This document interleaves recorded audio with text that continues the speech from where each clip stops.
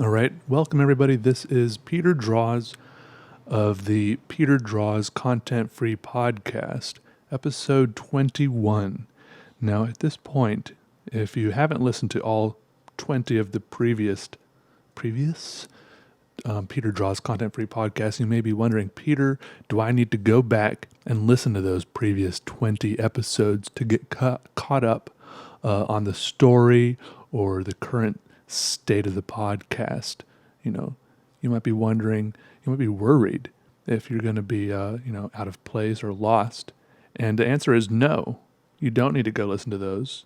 You probably should, but you don't need to, because I don't even remember what I talked about in the previous 20 episodes. But we're here now, and this is it. So welcome to episode 20 of Peter's Content Free Podcast. This episode is sponsored by you, the listeners. Thank you. And the watchers. I appreciate you all being here, tuning in today. You make it all possible. Just a big shout out to all of you for choosing this, tuning in with your little ears. You're doing great. And thank you. Yes. If you really do want to support me in a larger way, if you're looking on, if you're on YouTube there's links below the video there. And you can buy my books on Amazon. I get like half the profits from those.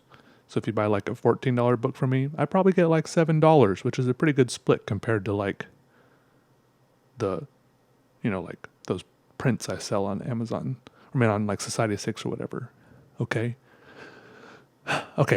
Sorry. Anyways, enough capitalist nonsense. This is not what this podcast is about, okay? Because we all know this is the raunchiest, most uncensored, off-the-wall, craziest podcast out there today on the market that you can get to for free. And I need to update you on how my coffee habits are doing.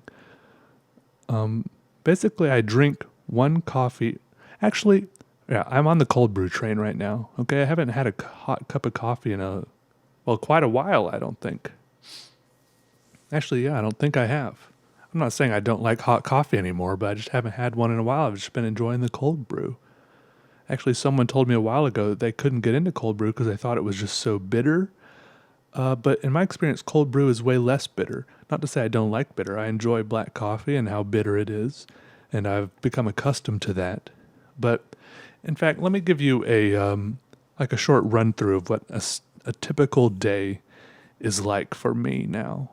And this is just as of like 3 weeks ago that I went on a trip with some friends for about a week out west. We went camping in Yosemite and like Sequoia National Park, some places out there in California. We went out there, we came back, and after that I kind of reinvented my life a little bit. Reinvented might be a little bit drastic, but that's what I attempted to do. I'll talk about that trip a little bit too. It's starting to sound like this podcast has some content, but I don't want to get anyone's hopes up, so I'll keep the name like it is. Let me run you through what a typical day is like for me right now. I've kind of worked myself into a nice little routine, which I'm a big fan of. I like routines. I like habits. I like little rhythms like this. So I wake up, and I wake up after sleeping for 7.5 hours. I think I've talked about this before, how I have a timer on my phone. Lately, I've been trying to go to bed at around midnight, not too much later than that. But also it's a little bit. I'm not sure what the source of this is, but I'm also lately feeling like 7.5 hours isn't enough anymore, and it might be due to the fact that I've been exercising more, which is another part of my routine, which I'll get to. So I wake up, my timer goes off, and I wake up maybe at like 7:30, and maybe I kind of just lie in bed dozing for like 10 more minutes. So it's like 7:40. I get up, I pee. Go check my email, my computer, and then I pour myself a glass of the cold brew coffee, and then I grab one of those chewy Nature Valley granola bars out of the box, the almond kind, and these are the ones with the little layer of really nice, tasty peanut butter on the bottom. So that's my breakfast: the glass of cold brew and the granola bar. and I take my breakfast out on the front balcony, my only balcony actually, and I take it out there and I eat that and consume it while I read. Oh my goodness. Last night, I just noticed something actually. Last night, I woke up in the middle of the night, I heard something fall. And I assumed it was like, actually, I haven't figured out what it was yet, but I just now figured out what it was. I'm looking over at my wall and I see an empty picture frame. One of my paintings fell out of a picture frame and I cannot see it while I'm sitting down because my desk and my computer monitors are in the way. And I'm kind of terrified to get up and look and see that it's face down on the painting is face down on the floor because that was one of my oil paintings I did recently. The one that I called a cosmic uterus. That one I had just kind of like taped it into the frame because I didn't want to screw it in there in case I didn't want that to be like its final resting place. Apparently it was not its final resting place. It was not resting easy at all. Not ripping, not resting in peace. I might stand up real quick and take a peek at it on the floor. All right, hold on. It seems to have landed on, from what I can tell, it's face up, but it's also leaning against that other big acrylic painting. Other big oil painting I did. So I don't know, which I can't see the face of. So I don't know. There's an untold amount of damage. It could be good or it could be bad. I don't know. Everything's fine. Also, I feel like I have to burp right now. I burped a little bit. Anyway, so I go out on the porch. I eat my breakfast of cold brew coffee and granola bar, but I also, and by then there's like a nice amount of sunshine because it's like 8:00. Maybe just before 8:00, right? And these times vary because I don't have like a bedtime or a waking time. And I take a book out there with me. I've been reading every morning. Right now I'm reading East of Eden by John Steinbeck. And before that, I read Wild by Cheryl Strayed. So I'm on my second book since starting this routine. I think I've been doing it for like 2 or 3 weeks now. So it's not like a super fast way to read books because I just sit out there for like 10, 15 minutes maybe more if I get into a really good part of it. But then when I'm done with this, I finish off my coffee. The granola bar really only lasts like 3 or 4 bites. It goes quick, and then the coffee lasts a little longer, and it's a good way to wake me up. And I either do my morning poop right before I go out, or if it doesn't happen then, by the time I finish that coffee, I'm ready to poop, right? So I go inside, and I poop then if I haven't already. And I apologize for talking about this in mixed company, but I'm just trying to be honest with you here. At this point, I poop. And then at this point, I put in my AirPods. I listen to some music while I get dressed. By getting dressed, I mean I sleep pretty much fully dressed. I sleep in a t-shirt, and I sleep in underwear, and I sleep in pants because that's what's comfortable for me. And that's how I like sleeping, and that's how I like living. But I take all of that off, and I put on compression shorts, and I put on gym shorts, or like running shorts or exercise shorts or something. And I usually keep the same t-shirt. And I put my keys in my pocket, and I sometimes fold up a little paper towel and put that also in my keys pocket, and I put my phone in my pocket. And then I put on my running shoes, which are some form of Adidas Boost shoes, which I've also bought another pair of recently, just because they're so comfortable. Because I never expected to wear these shoes out and about. I thought I was just buying them for running, but then I started wearing them as just for like general, like my daily drivers. They're very comfortable, so I bought another pair to wear out and about, and then I wear these ones to run now. But they're very nice. They're very comfortable, and I get all sorts of compliments on them, which feels good. But that's only, the compliments are only like half the reason I bought them. Of course, it's also because it feels good to walk in them, and then to run in the ones I run in. Anyways, so then after I'm dressed, my pockets are full. I grab my water bottle, my Nalgene, It needs to be at least half full, but it doesn't need to be all the way full because it's kind of heavy when it's all the way full because that's like 38 ounces or maybe 32 ounces or maybe 36 ounces. It's just a lot of water. And then I go down to the workout center at my apartment complex, and I start running on the treadmill. I go to the treadmill. There's one I've learned, there's probably like 8 treadmills there. And I think that's why I use the treadmill, because there's the most of it. So I know I won't ever have a problem of having to wait for someone to get off or someone waiting for me. And also it's more likely that I will be able to have space between me and other people, right? Because there's like some ellipticals and like little exercise bikes and stuff. But for some of those, depending on the variety of the machine, there's only one of them or there's only 2 of them. Which is like that's like nightmare fuel. Like that's just asking for trouble. Like what if I was riding a bike, one of those exercise bikes, and someone else came on and got on an exercise bike right smack dab next to me? I would have a hard time being comfortable in that situation, I think. Have a hard time concentrating on my workout. It's difficult enough when I'm running on one treadmill and someone way down at the other end of the row of treadmills is running. It's like they're constantly in the corner of my eye, and they're running. They're never running exactly at the same speed as me, and I'm always like comparing myself to them and thinking that they're thinking about me. And I usually do feel pretty good about it because I usually run longer than everyone else there, with a few exceptions. But it does help. Look, I used to not even be able to go in there, into any gyms, right? I have major gym phobia. I fixed this by lying to myself. And I tell myself now, actually, I don't need to do this now, but at first I told myself, this is my gym. Like that's how I got over it.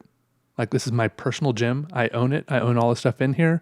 And yeah, I do let some other people come in here and use the machines if they want to. Like, yeah, I'm nice like that.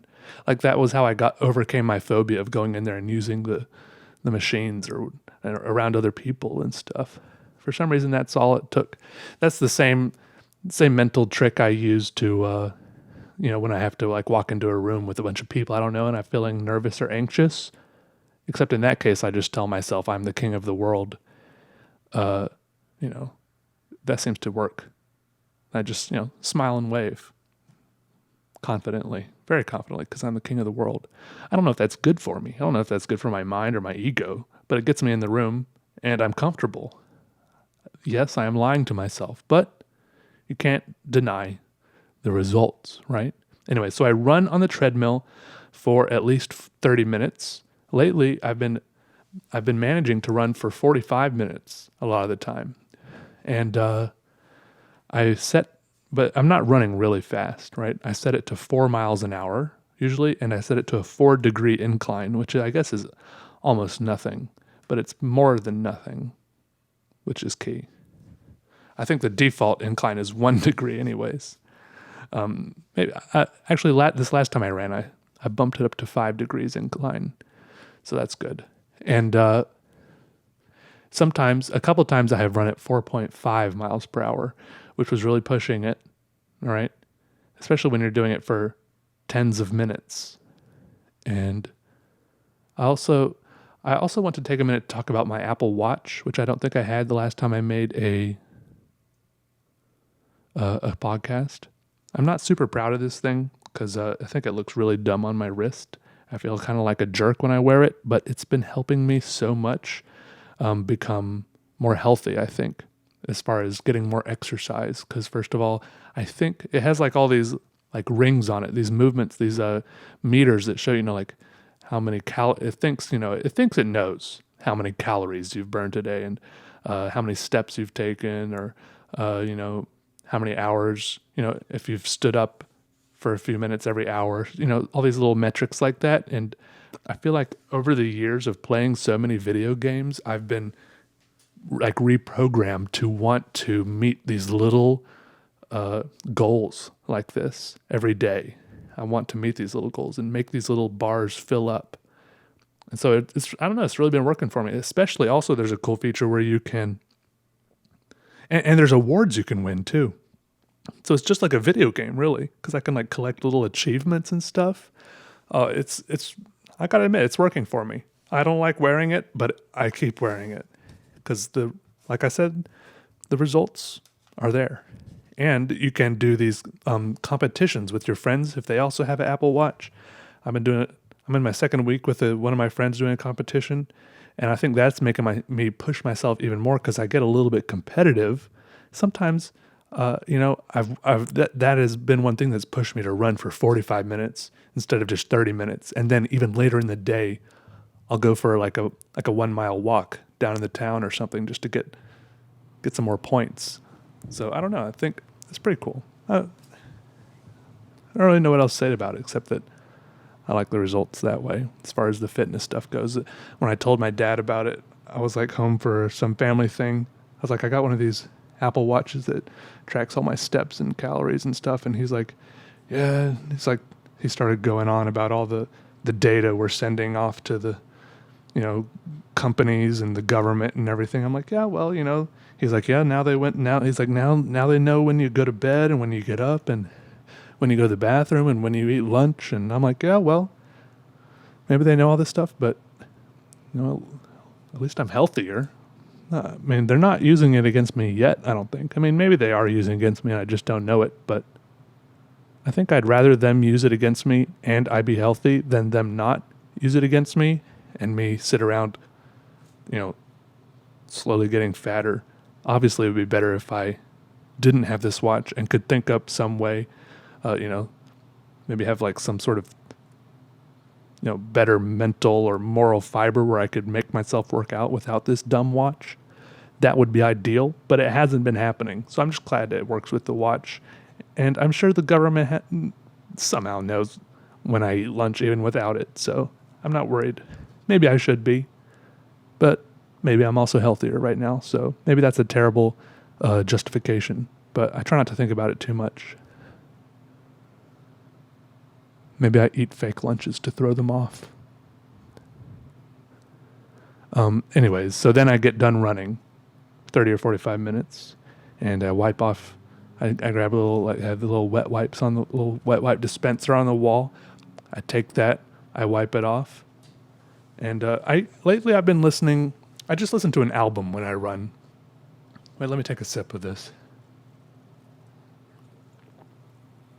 Parch my throat. I mean, my throat was parched. It's tough talking for long periods of time. I don't know, maybe you can like train your throat. Maybe if you do it a lot, your throat becomes, do you think you can get like vocal cord calluses or something? I feel like I talk a lot, like I stream and I talk a lot, but I take a lot of breaks from talking too. I don't know. Anyways, I usually just listen to an album. The past few days I've been listening to some Green Day album, which has been good. There's a few songs in there that really like get me going, like the tempo and the beat really help a lot. Before that, I was listening to, I started out listening to some AFI, December Underground album. After that, I was listening to some King Crimson. After that, I was listening to some Lupe Fiasco. And then one day, I listened to some Rammstein. How do you say that? Is there a more authentic way to say that? Rammstein or something?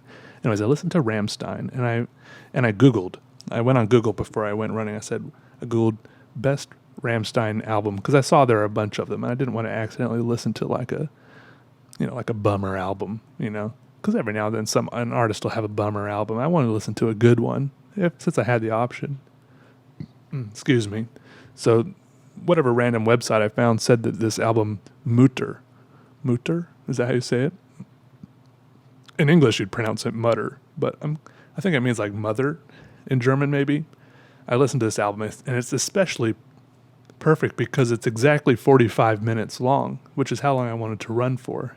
So I pressed start on the treadmill, I pressed start on the album, and I started running, and it's just like, it's like metal music, right? And German metal music. I don't really understand any of it, but that's fine. I don't really need to understand it.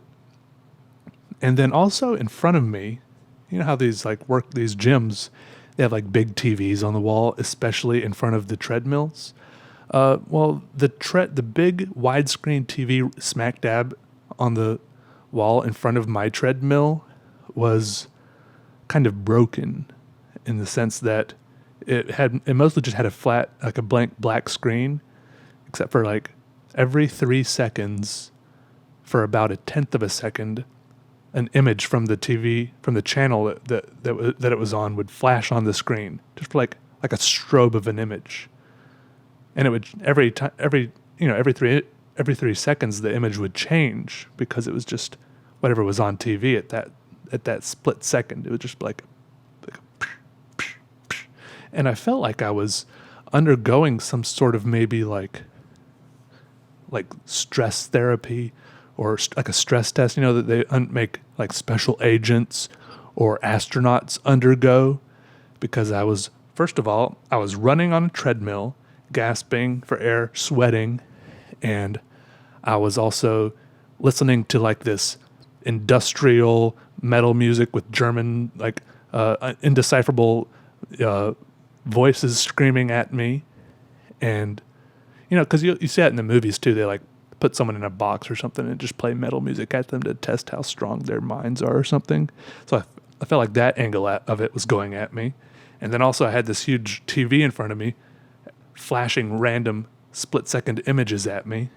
And then also like the rest, this is like one of those, how that style of design is, where it's just like kind of an unfinished grungy design, where it's just like an unfinished brick wall, and the ceilings are like exposed rafters, and there's like metal conduits going everywhere. That's like the style of the gym, and I'm just like looking around, and it's like all coming together, and I'm just like, but it was like really weird, but it was like also hyping me up, because I was imagining that I really was like an astronaut or a special agent undergoing this stress training, and I was imagining that there were all these they had all these like wires and stuff hooked up to me, like testing and reading, like my pulse, my blood pressure, and my breathing and everything, and who knows what else. And yeah, there were just like all these images flashing across the TV screen. I would just like slowly watch them and try to figure out what's going on. You see an image of like a man in the air with a basketball. And you see an image of a man on the basketball court clutching his ankle. Then you'd see, it says 50% off, bathroom, all installations, 18 months free. And then there's a cabinet, a counter, a sink. There's some smiling news anchors. The images keep flashing. There's some news bulletins. There's a smiling picture of an abducted girl. There's a smiling picture of an abductor. There's a police bulletin. There's police officers. The images keep flashing by. I don't know, it just kept going. And I felt like I was getting like reprogrammed or something. A smiling lady on a game show. I think she got it wrong. Then an attractive woman in a red dress pointing at what the weather was doing or might do soon. And then maybe happy looking people after they just did business with Geico or True Liant or something. Mostly everyone was smiling, even if something bad had just happened to them or was about to happen to them or had just happened to other people.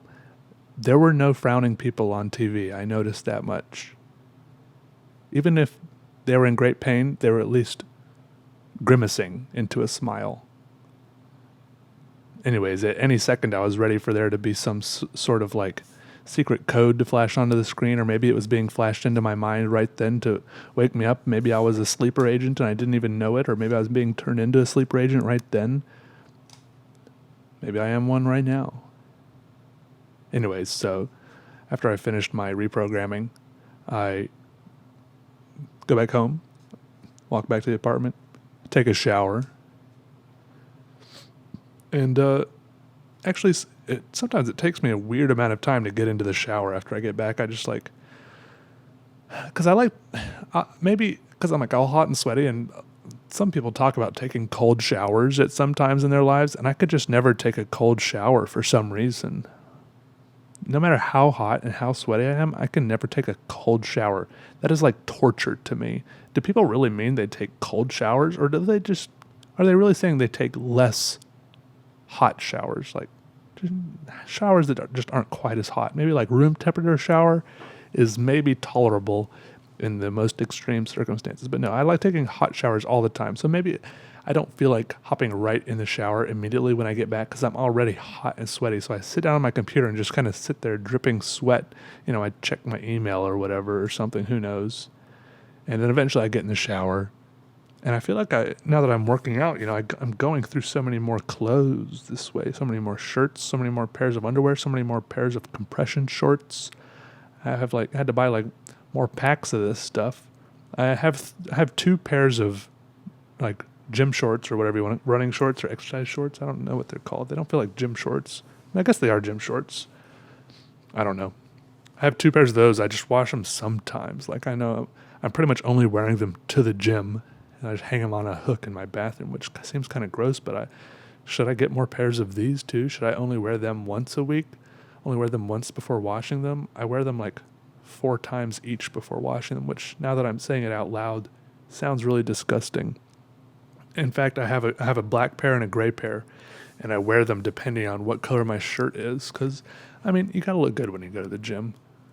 People are watching, But I also don't look good when I go to the gym because I wear a bandana around my head, and I don't know how everyone doesn't wear a bandana around their head or some sort of sweatband, because once or twice I have forgotten that, and so much sweat goes down into my eyes.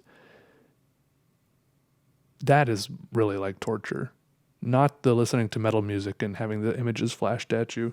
That is the real stress test there. Staying on top of the sweat drip. So I got to wear the sweat. I think I probably look super dorky. That's fine. I'm past that.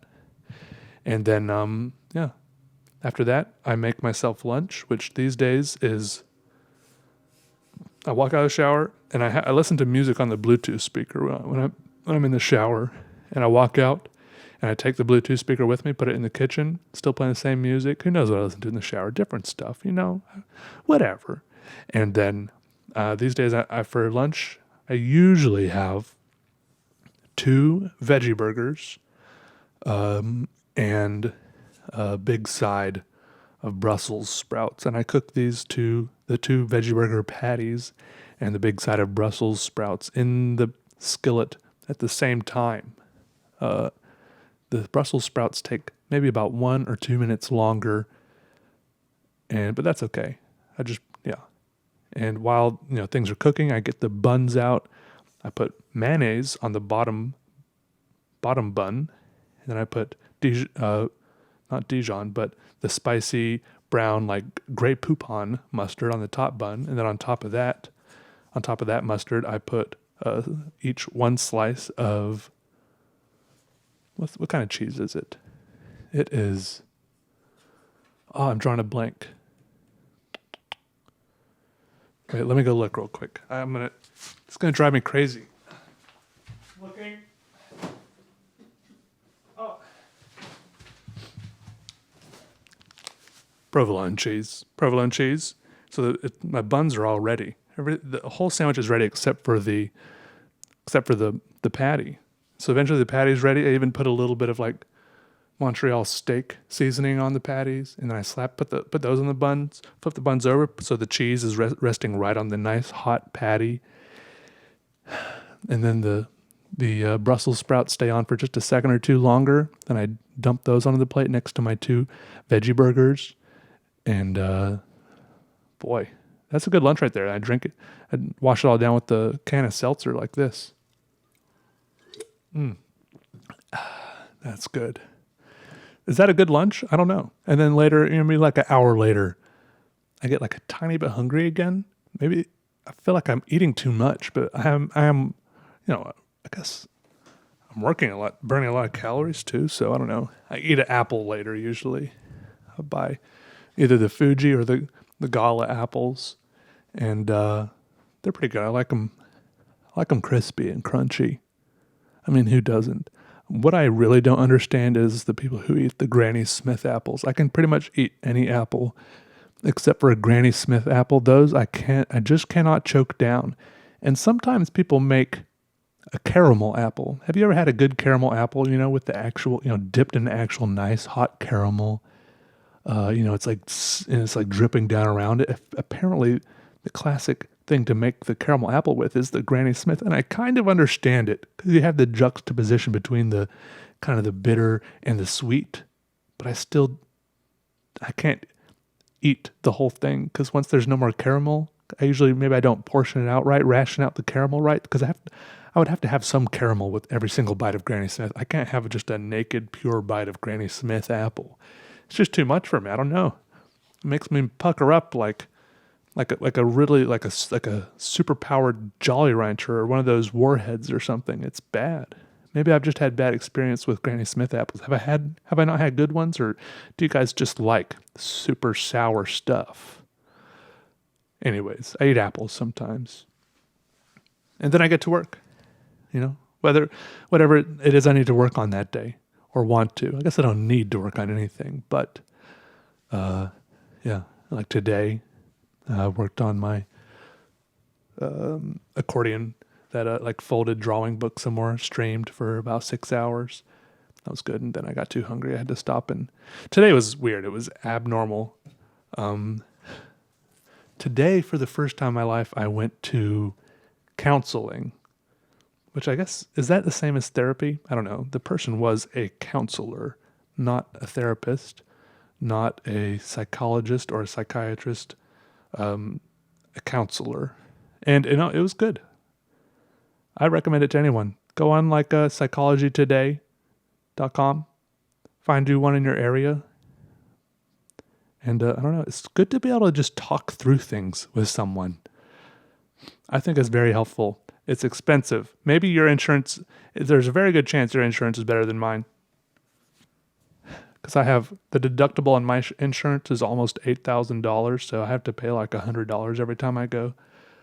Maybe if I go enough, if I go 80 times in 1 month, then I'll reach my deductible. There's a goal to live up to. Anyways, no, but I think I'm gonna keep going back to the counseling. I like it. It's scary. It's daunting. It's you feel vulnerable to sign up and go and walk in there and start talking to a stranger about this stuff. But once you get going, it just feels so good to just get it out, start talking about it. I mean, you don't just magically solve all your problems or anything, but I just want to. If there's anyone out there who's wondering if they should or hasn't considered it before, I think you should. I think you should consider it. Counseling. I think counseling doesn't sound as bad as therapy. I don't know. I feel like when you say you need, get some therapy, that implies something is wrong with you. But I think everyone can use some counseling. And is there someone out there who's perfectly happy and their life is perfect and they're doing everything is just ideal and everything is how they want it and they handle everything, just perfectly? I don't think so. I think everyone's lives and their mentally and emotionally, their headspace and everything can be improved a little bit just by, I don't know. I'm no expert, so feel free to ignore me on this topic more than all the other topics you can ignore me on. Let me tell you about my trip to Yosemite, okay? Yosemite, as some people say, out in grand old California. We flew into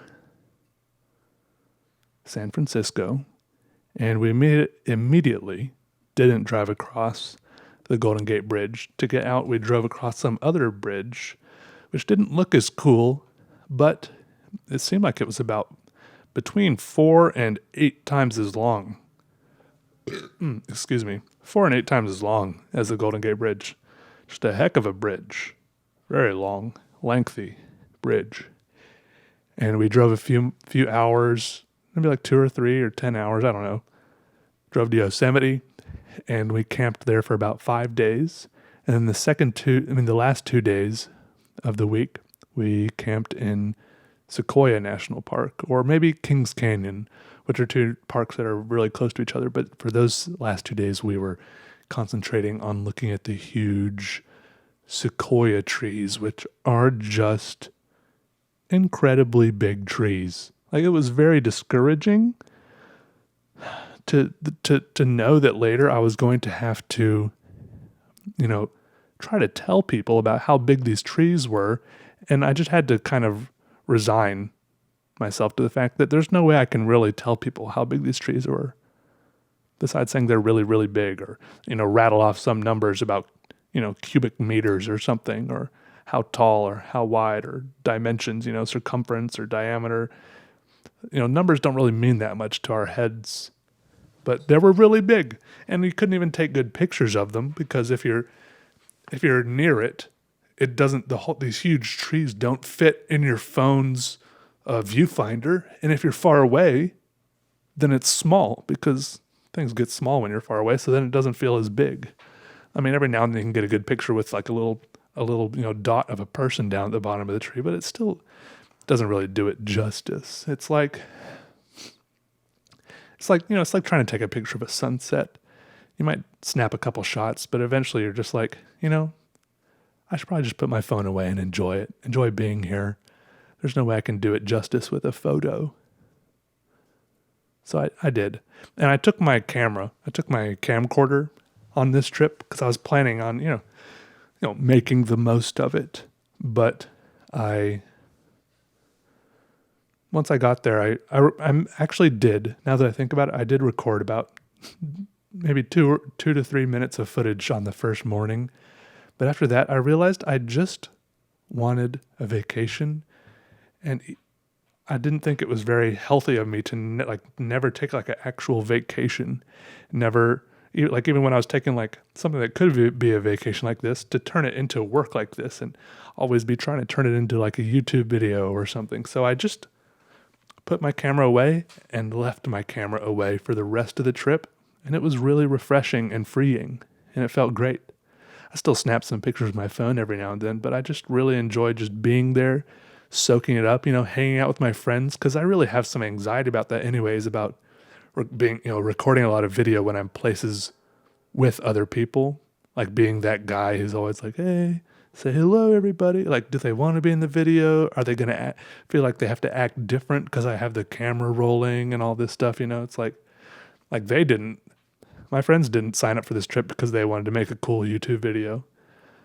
So, I mean, I think maybe I should go on some like solo trips or something to some cool places if I want to make some cool travel logs or something. And that way, because I remember the last time I went on a trip, I wanted to get some cool shots, but I have to stop, to make like a cool sweeping shot of a valley or something. And my friends, they're just like, should they keep hiking? Should they stand there and wait for me?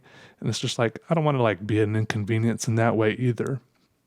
So maybe I'll make some cool little solo trips or something if I want to do that kind of thing. But I don't know if I even have a huge passion for travel logs and that sort of thing. I think I just want to draw pictures for the most part. Anyways, Yosemite was cool. All right. But I've been on some other trips, especially with this group of people lately. We go on like one trip a year. Last year, we went to Banff and Jasper National Park in Alberta, Canada, and also down to Glacier National Park. And I think I liked that better. Yosemite was amazing. It was iconic. But I think that's kind of the problem. Like, it was almost too iconic. Like, a lot of the stuff I saw, I felt like I had seen already so many times before.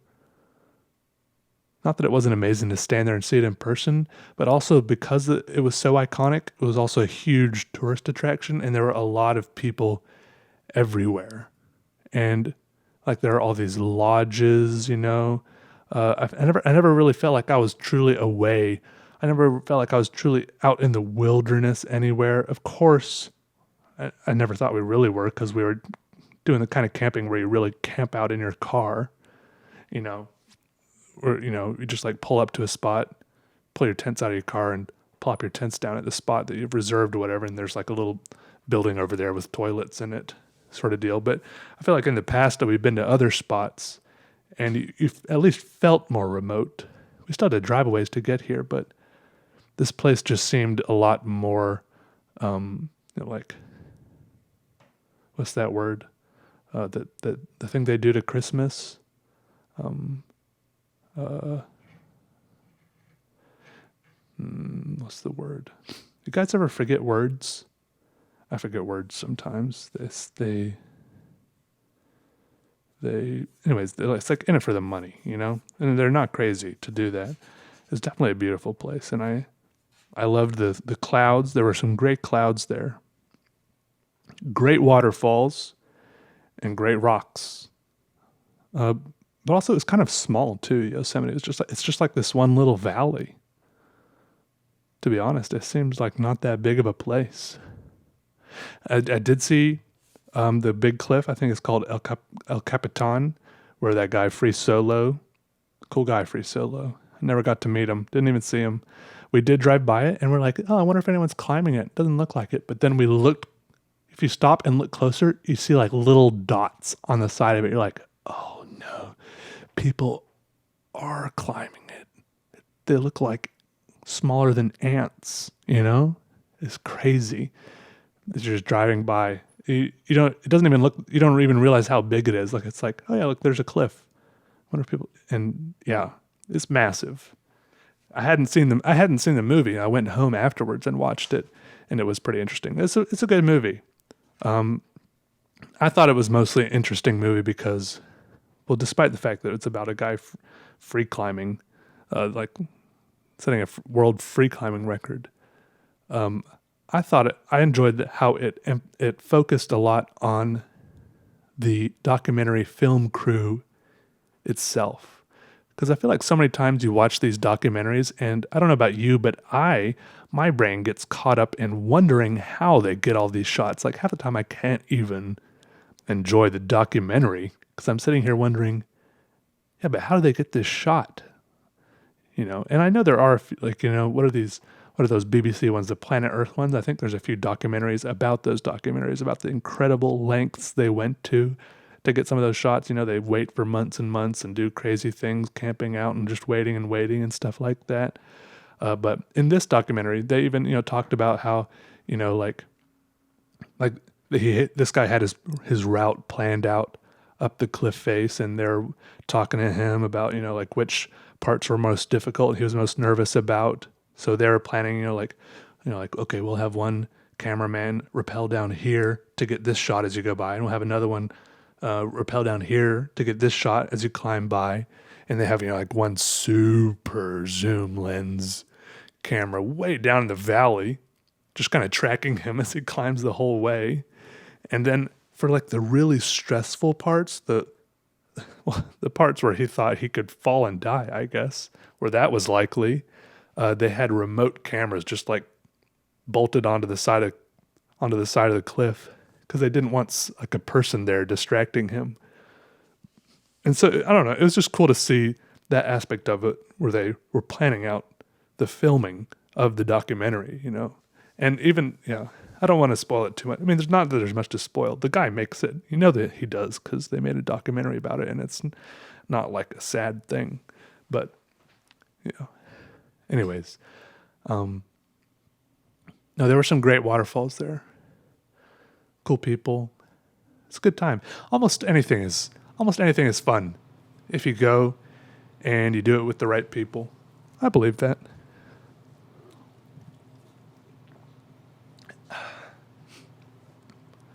Sorry, just drinking a little more. I feel like I'm losing my voice halfway through this.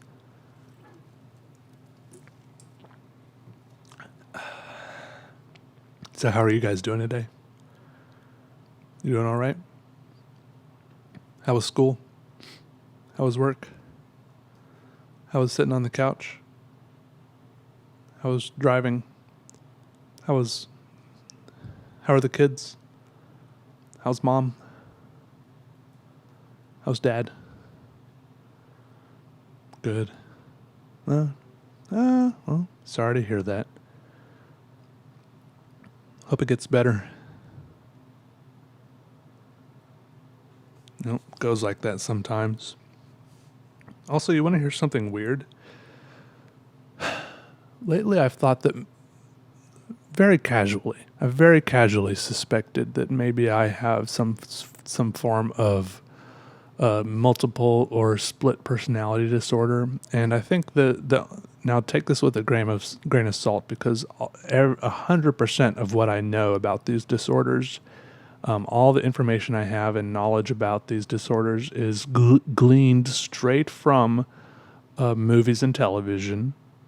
All right, so I know right off the bat that I'm probably completely wrong, and I'm just entertaining myself with these notions. But a friend of mine, who I don't see all the time, maybe I see him like at most once a week, maybe once a month. Lately, more often. Lately, sometimes even twice a week. A friend of mine, he got a new roommate. And his roommate's name is Peter. All right, and even before I met this guy named Peter, I made the mic pop there. I haven't figured out all my mic setup yet. I hope the sound has been all right. Anyways, so before I even met this new roommate named Peter, I was a little bit apprehensive because I haven't met in fact, I don't even remember ever meeting another Peter in my whole life, which is weird because you hear the name Peter and the first thing you think isn't, wow, what a weird, uncommon, rare name, right? You're like, oh, Peter. But how many Peters have you met? Probably not a lot, right? Maybe you have, which would surprise me. But maybe you just had different experiences than me. Maybe you live in a different part of the world than me. Maybe you live with different generations of people than me. Because you know how names go with generations sometimes. Anyways, I've never really met another Peter. And the thought of meeting another Peter, much less the thought of another Peter kind of being introduced to our friend group, was a little bit intimidating to me, a little bit daunting, a little bit scary. Not in like a scary way, but just like, like what's going to happen, like, I don't know why. Just a lot of our identity, I think, is tied up in our names. So eventually I meet him, and he's kind of like the opposite of my personality, I might say. And I don't want to say this in a bad way, but he's like very very confident. He's like in school, or he just finished school to be a doctor. Now he's like beginning his residency to become a doctor. He's got like one of those type A personalities, He's very confident. He's very like fit and athletic. He's very self-sure. I'm saying that instead of cocky. Okay, but I think cocky is probably a good word to use. But I'm his friend now, okay? So I'm saying this in a friendly way. Do you know that movie Scott Pilgrim versus the World? Where there was like this opposite version of Scott that popped up called Nega Scott. I feel like this guy is like the opposite version of me. He's got like a good, strong personality, but it's like you took my personality and switched it all around. Okay?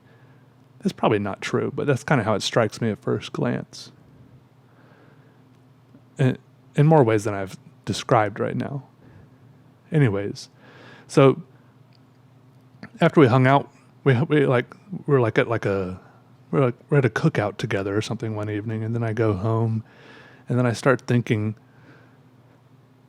I'm like, what if this guy was all in my imagination? And I started thinking about like all these movie scenes and movies I've seen, like Fight Club, and A Beautiful Mind, with John Nash or whatever his name was. And I start thinking, like in Beautiful Mind, with John Nash, he had an imaginary roommate.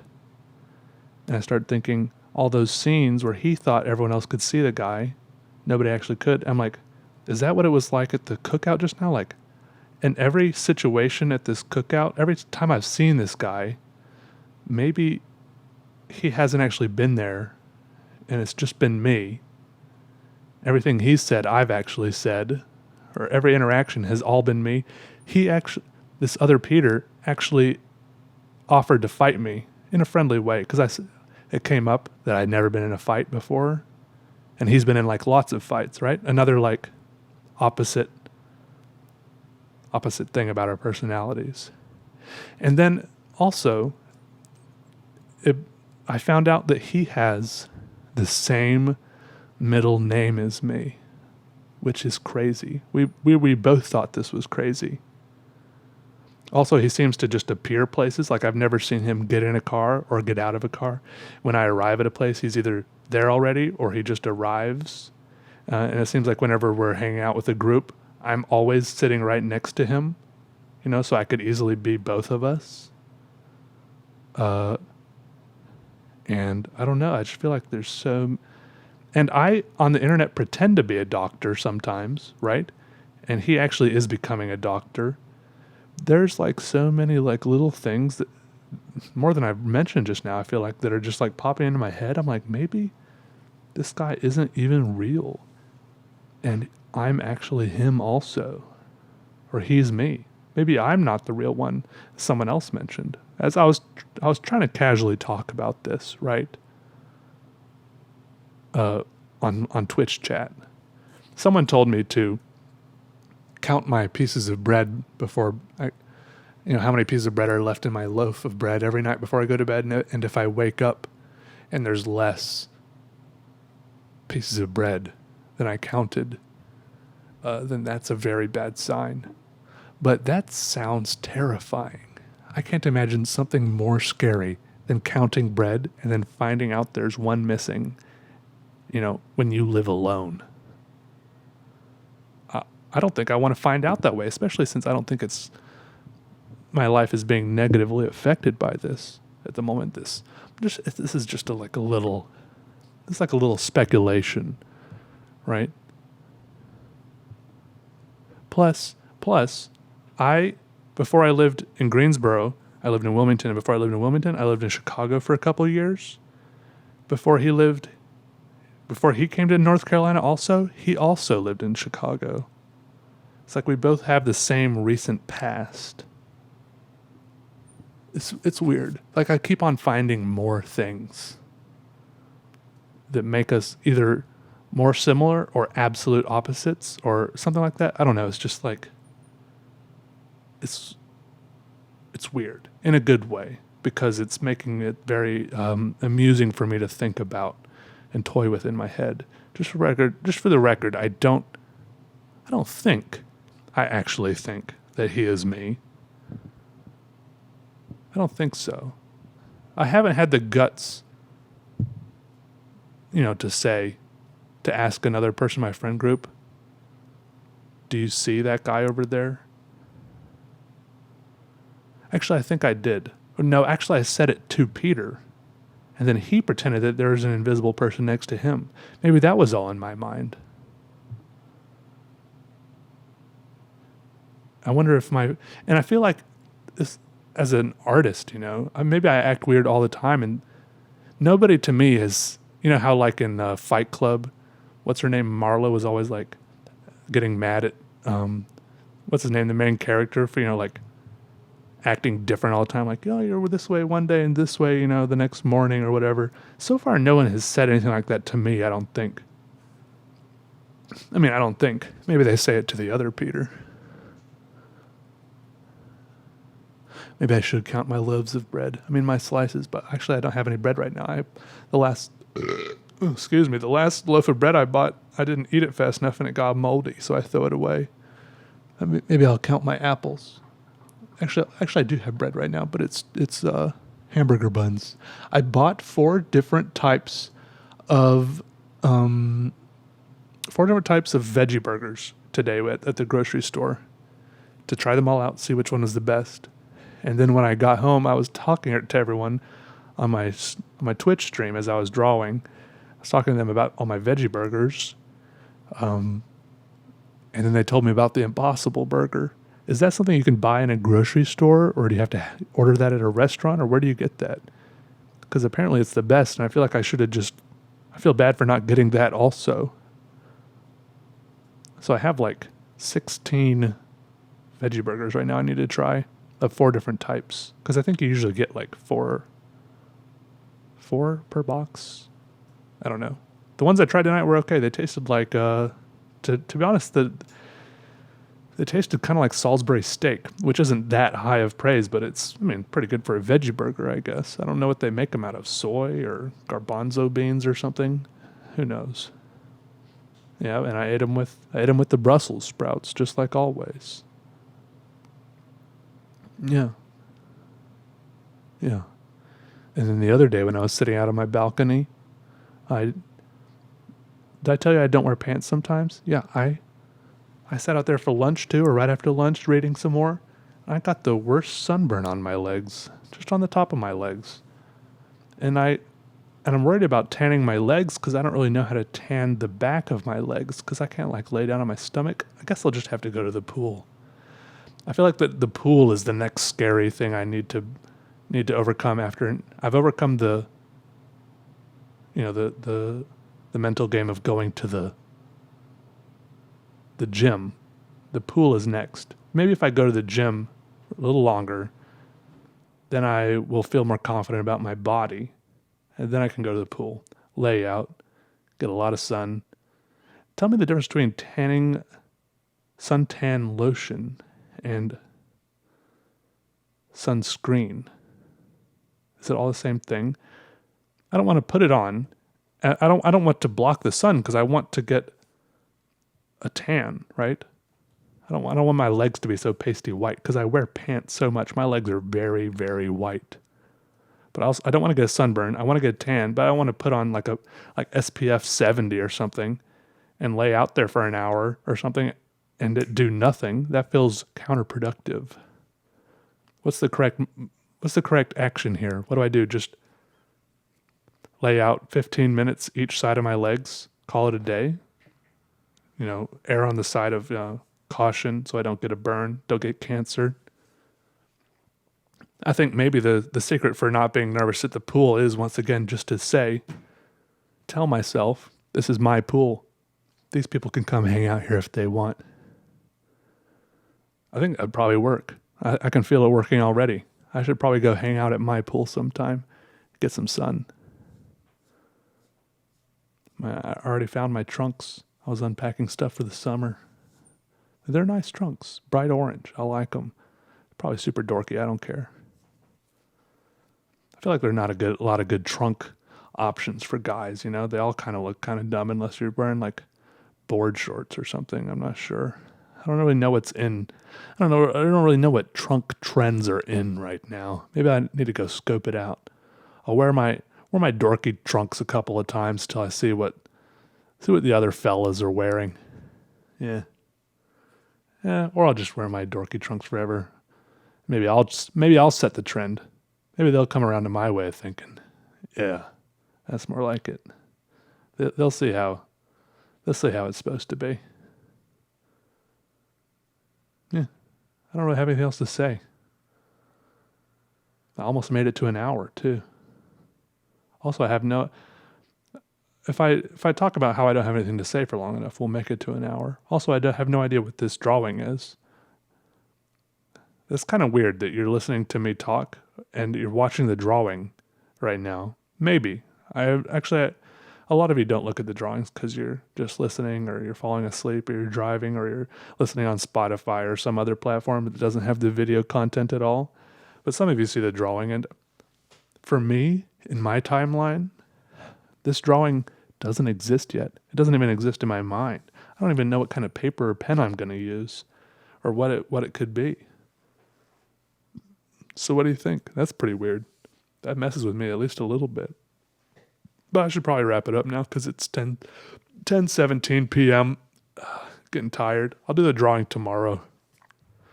But I also need to work. I'll also need to stream working on that sketchbook drawing. So maybe I'll do 2 drawings tomorrow. We'll see. Depends how energetic and productive I'm feeling. But thanks for listening, everyone.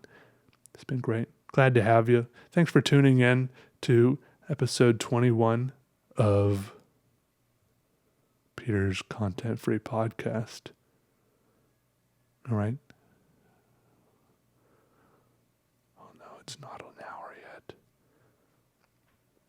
I really want it to be 1 hour. I feel like it's just at 59:44 right now. Really. I really want it to be 1 hour long. An hour long podcast.